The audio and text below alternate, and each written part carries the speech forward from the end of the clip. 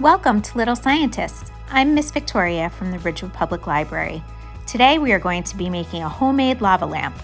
This is a really cool and simple experiment that just uses a few items that you probably have around the house. Cooking oil, water, food coloring, a glass jar, and Alka-Seltzer tablets, or a generic brand is fine. Now that we've gathered all the items that we need for the experiment, our first step will be to fill the jar about 2/3 of the way with oil. Then we'll fill the rest of the jar with water. Next, we'll add the food coloring. And finally, we will add our tablet. You'll notice that the tablet is our magic ingredient that activates the lava lamp. As we're watching what happens as all of the liquids mix together along with the tablet, we can ask ourselves a few questions. Do the liquids pour differently? Do the oil and water mix? What happens to the drops of food coloring? What happens to the tablet? As we're thinking about these questions, we can also make some observations. The water is heavier than the oil, so the liquids separate. The water sinks to the bottom and the oil stays at the top. The tablet is also heavy, so it too sinks to the bottom. The tablet and the water, once combined, make bubbles.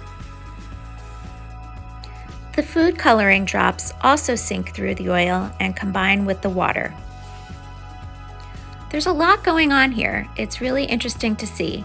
So let's talk about some of the science behind this. First of all, it's helpful to note that liquid is one of the 3 states of matter. The other 2 states are solid and gas. Some of the characteristics of a liquid are that it flows, pours, and takes on the shape of its container. Liquids also have different thicknesses or viscosity, and they don't all weigh the same, so they may not mix together, as we can see with the oil and water. When the tablet and water combine, a chemical reaction occurs, creating gas, which is another state of matter, and this is also the reason why you see all the bubbles. The bubbles then carry the colored water to the top of the oil where they pop, and then the water falls back down. This creates a cycle where the bubbles are going up and down, making a really cool lava lamp. As you watch, you'll notice that the chemical reaction gradually picks up speed and continues for several minutes until the tablet is fully dissolved. Of course, to keep the fun going, you can always add another tablet and even another color of food dye. I happen to choose green, but you can pick any color you'd like. There are some other variations you can try with this experiment. I decided to try mixing the ingredients together, as you can see here.